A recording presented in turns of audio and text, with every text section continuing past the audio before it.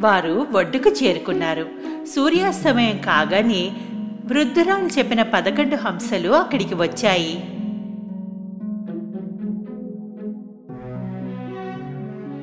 సూర్యుడు అస్తమించిన తర్వాత 11 అడవి హంసలు యువరాజులుగా మారిపోయారు.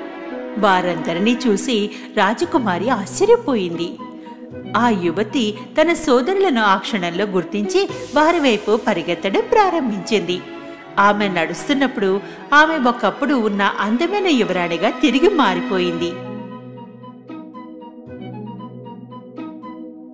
అనుమానం లేకుండా ఆ సోదరులందరూ ఆమెని గుర్తించారు.